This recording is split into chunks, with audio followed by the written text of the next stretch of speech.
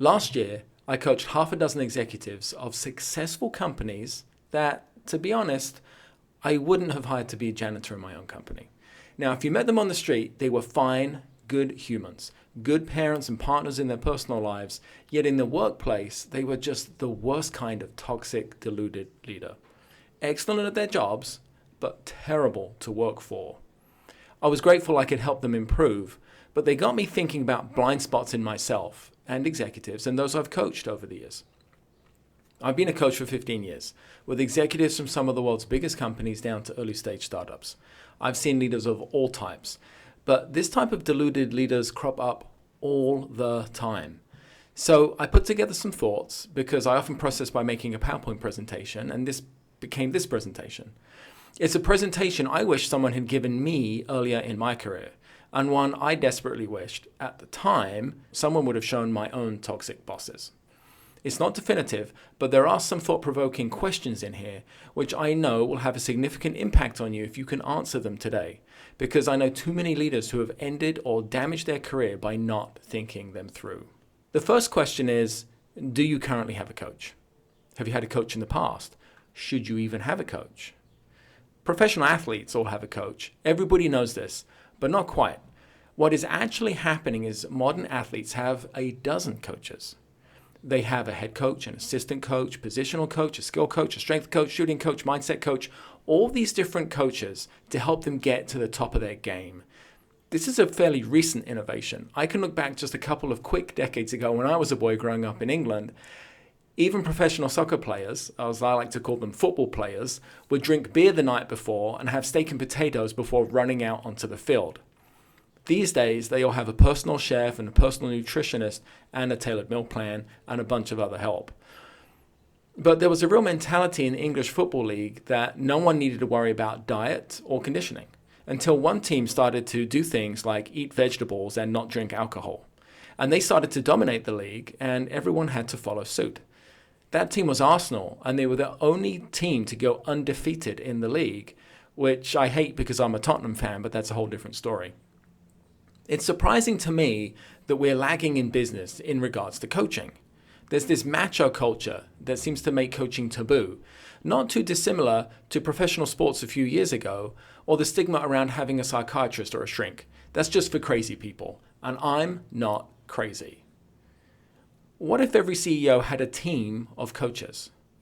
What coaches, plural, should I have, and what kind?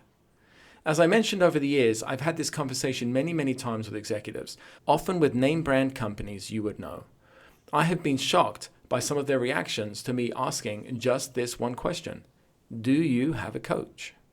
Here's the top 5 quotes I've heard from name brand executives, from companies doing hundreds of millions or billions in revenue. 1, I consider myself a world expert, as in I don't need any help. 2, coaching is interesting. You know who needs a coach? And they point to someone on their team. 3, I haven't needed one so far in my career. In other words, I don't know why I would need one now. 4, I'm too busy. I can respect this one more than the others because it's honest. What it really means is I don't prioritize this as much as other things right now. And we all have things that we should be doing that we don't. That's called being human. The trick is to continuously strive to get that number as close to 0 as we can. Number 5, I'm not broken. Coaches are for crazy people. This last one blew my mind when I first heard it. That CEO, the whole team was trying to get him to have a coach and failed on multiple occasions because his perception was that coaches are for crazy broken people and he'd been doing fine so far. Clearly, he'd made it a CEO. Of course, this is all anecdotal, but you know this is true because you've seen it too. On the other hand, we've all seen plenty of great leaders who rave about their coach. I just worry about company cultures where senior leaders feel justified saying stuff like this. It's as if they said, I don't believe in eating fruits and vegetables. I get all my nutrition from donuts. I mean, how would you respond? Where would you even start? The reality is blind spots naturally increase as we gain power. They don't decrease. There's 2 reasons why. The first one is misinformation. This is what happens to you as a leader. The higher you get in the chain, the more misinformation you receive. The more data you have, but the less likely people are to talk truth to you. Everyone has an agenda. You get flattered. But more importantly, everybody wants to influence you, and no one wants to risk their own hide by telling you hard truths. So the higher you go, the more strategic people are about what they tell you, and the more experienced they are at doing it. It is never in their interest to piss you off. So why risk it? Let someone else do it. So you have this one force pushing in on leaders in one way. On the other side is increased scrutiny. The higher you get, the more decisions you make and the more power you wield, and the more you're watched by others. Every comment, every action, and priority is examined by your team. The more power you have, the more closely examined everything is. Sometimes this is for self-interest and sometimes it's emulation. Either way, it means existing blind spots are bigger because their impact is magnified. If you had these blind spots already as you go up through the ranks, at a junior level, nobody cared. Nobody was paying that much attention because you weren't as relevant. As you become more and more relevant, nobody wants to tell you now because you have power. So you can get this perception that you've been fine all along, and you haven't. You may have been broken all along, but you've been promoted despite your weaknesses, not because you were perfect, which is true with every human on the planet, by the way. So as this misinformation and this scrutiny kind of push in as a vice, your impact goes up and your awareness of your impact goes down. You have to work harder and harder to actually understand what is really happening. At a senior level, your blind spots aren't benign. They actively make your team suffer. Just cast your mind back through your career. We've all had a leader that has made us suffer. And I'm not talking about great leaders who have driven us to the next level. We've all worked for someone with massive blind spots. If we start thinking about the kind of blind spots you might have, there's 3 major blind spot dysfunctions: inconsistent, noxious, and delusional.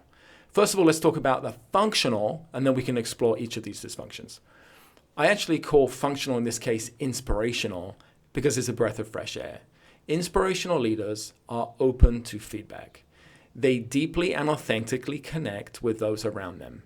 They're always improving themselves and everyone around them. If you are an inspirational leader, your door is always open. People can come and they can tell you almost anything. They can confide in you. They can bring up concerns without fear of reprisals, without shame, and without risk. This doesn't mean they will always be right and you will have to do what they ask you, but they can tell you. Don't underestimate how powerful listening is. You can have a real human connection. When this happens, it's fantastic. Examples in modern media include Leslie Knope from Parks and Rec and Jean-Luc Picard from Star Trek, my personal favorite. The point here is they're not perfect leaders. It doesn't mean that they have to immediately change. The benchmark is how open are they to feedback. Now let's look at the levels of dysfunction. First is inconsistent. Inconsistent leaders care about others, but have significant blind spots. As an inconsistent leader, you will help and harm those around you at the same time. I think this is the majority of leaders, by the way. An example of this is Michael Scott from The Office. He really, really cares about his team. But he's seen as a terrible leader, and he is. He's distracting and inappropriate and a little crazy. He's got a lot of issues, and he gets a lot wrong. But he does really care about his team. So on one hand, he helps them. On the other hand, he's just getting in the way. The point here is no one is incentivized to tell him the truth. It's in no one's interest to approach him. His office door is open a lot. He is not. He doesn't want to listen. He can't listen. Even if someone came in to tell him the truth, he couldn't process that truth. So why tell him? Liz Lemon from 30 Rock is similar. Seemingly approachable and friendly, trying really hard to help, but not open to the truth. You can see a lot of incongruence in her. Teams react to this by avoiding the boss whenever it's time to get work done. They follow where they can and do most of their jobs in secret to get all their work done. Number 2 is noxious. Noxious leaders don't worry about their blind spot. They're just in charge. Everyone has to deal with it. They may be well aware of their blind spot or completely unaware, but they think, I had to deal with my boss's blind spots. Now I'm in charge. You have to do the same. You have to work around me. That's just how business works. This is frustrating and pulls down everyone because the leader is always putting their own needs first. It's a very narcissistic approach. No one's ever approaching these leaders to talk to them about their blind spots or how they're harming people around them. Great example of noxious leaders are David Brent of the UK version of The Office and Bill Lumbergh of Office Space. Both leaders have massive blind spots. They're so focused on themselves, they don't care how their employees feel. They're not even trying to help their employees. They just think their employees should focus on them. How the team reacts to that is to avoid the leader at all costs. The team would never ever give them feedback. They don't even want to talk to you for any reason. Talking to you only causes them pain. And although Brent and Lundberg are seen like caricatures, they're funny because we can all relate. We've all known leaders like this in real life. They're not consigned to the past. They are happening all around us all the time. You might be able to point to one right now. The last one is delusional. Yes, there's a layer lower than toxic. It's a shame that I even have to put this on here, but I've seen this more than once. I've seen it more than a dozen times. I've coached these people and tried to work for these people on their team. These leaders gaslight, torment, and terrorize everyone around them.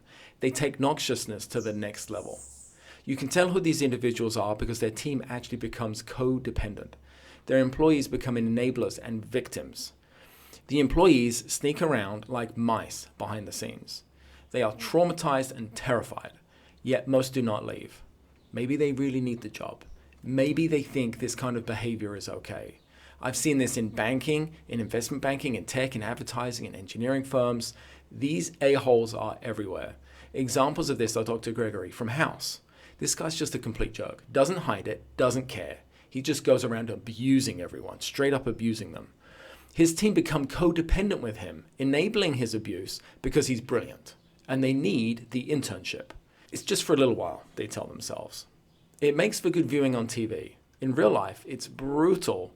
These teams react by trying to survive each day, living in constant fear and justifying to themselves why it's okay. A majority of these delusional bosses are actually incredibly good at their core job. That's what gives them the license to do this. That's the 3 types. Where are you on the scale? But before saying that you're the inspirational, ask yourself another question. Do your team give you unsolicited real feedback? Do they ever come to you and have meaningful development conversation that's not about them, that lasts for more than one question, and that's open and honest? Can you name the last time? Because I have bad news. If they don't, if they haven't, you are not in the inspirational group. You are either inconsistent, noxious, or delusional. You are more like Michael Scott and David Brent than you realize. No, you can be several of these at the same time. It works on a per employee basis. You can be inconsistent to one and inspirational to another. So you have to think across your entire team. Getting feedback from one team member doesn't excuse you. If the rest of the team avoid you, you might want to look into that. I think it's a really powerful test for self-reflection. As I look back through my career with the people I have managed, and I'm really honest about where I've been, I might have to admit that I'm in more of these other personality groups than I would like. Here's a thought. Maybe your coach isn't for you. Maybe your coach is for the benefit of your team. Maybe when anyone says, "Have you considered having a coach?" it's because someone on your team is struggling with you. They need you to work it out, and this is the only way they can tell you. How disheartening would it be when you bat them away with a, "Well, I don't need one, I'm fine."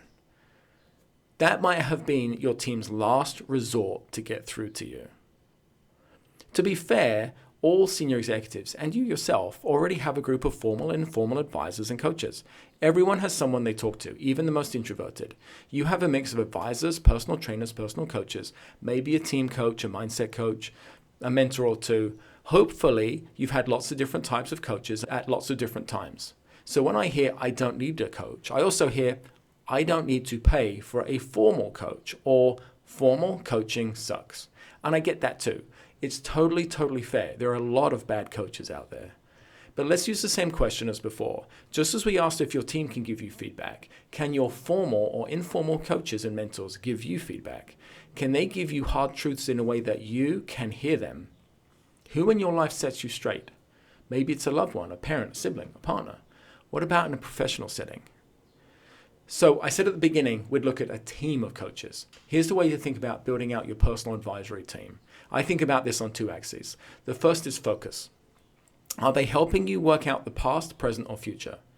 This is important because each is a very different skill set. Present advice is practical. Past advice is therapeutic and needs an extremely high level of trust. Future advice is aspirational and needs a deft hand to be useful and not just wishful thinking pie in the sky. Second axis is ability. Have they been where you are? This is important because it defines the kind of trust you have between each other. Direct experience means that coaching can focus much more on the task and less on the person. Oh, when I was in that situation, I did X. Or when you get promoted, remember to do Y. No experience means the other party has never had the job. In the business world, we can often discount that. I need someone who's been where I am. But the reality is, a great mindset coach, for example, should be able to help you no matter what job you have. In between these two extremes is indirect. They are those who are expected to understand exactly what you do, but haven't necessarily done it. Therapists are backward-looking and are not expected to understand your job. Coaches are generally forward-looking. Mentors have likely done your job, while coaches have not. Of course, any of these areas can stray into the others. Your boss can talk to you about the future, but they generally live in the present. What are you working on today? Where are those TPS reports? But as you look across this group and start to build your perfect team, think about how many of these you already have. This can be informal, just someone you call now and then, or formal, someone you have an agreement with and who maybe you pay by the hour. The second question is, how good are they? Is it better to have no one in one of these categories than someone who is bad? I would say yes, by the way. Better to have no advice than terrible advice. Let me leave you with some questions to ask about your advisory team. As we go through each, ask two questions. One, do you have someone already that comes to mind that you work with? It could be formally or informally. Two, is that person world class? Or at least at the standard you want to be at, because we only become as good as the people around us. Number one, who do I talk to that inspires me or I want to emulate? Do you have someone, and are they at the standard you want them to be at? Two, who in my life helps me process the past? Do you have someone, and are they at the standard you want them to be at? Who gives me feedback about how I did today? Because real-time feedback is powerful and compounds exponentially. Who calls me out when I'm out of line without asking? Because when you're out of line, you shouldn't have to ask. Who can I use as a sounding board to talk issues out with? World class in this means that they help you process. 6, who points out things that should be on my radar? Do you have extra sets of eyes looking out for you? 7, who stretches my thinking and my mindset? Because almost all change comes down to mindset. Tools are easy, mindset is hard. In summary, today we've spoken about the unnecessary resistance in Western business culture to having a coach, why we need to destigmatize it, how blind spots increase with seniority. The longer you are in your career, the more you need a coach. Coaches are for leaders. You already have advisors, just many may be informal. Do you recognize them? And no advice is better than bad advice. Better to go slowly in the right direction than quickly in the wrong direction. And we finished with some questions about how you can think about your team. Is there one step that you can take today to improve your own advisory group? And what effect would that have in your life? It's been my pleasure to spend some virtual time with you today. If you'd like to hear more about leadership and getting shift done, there's more resources at jamesgreaves.me, getshiftdone.substack, and at LinkedIn and Twitter at IamJamesGreaves. In the meantime, I hope you get a lot of shift done.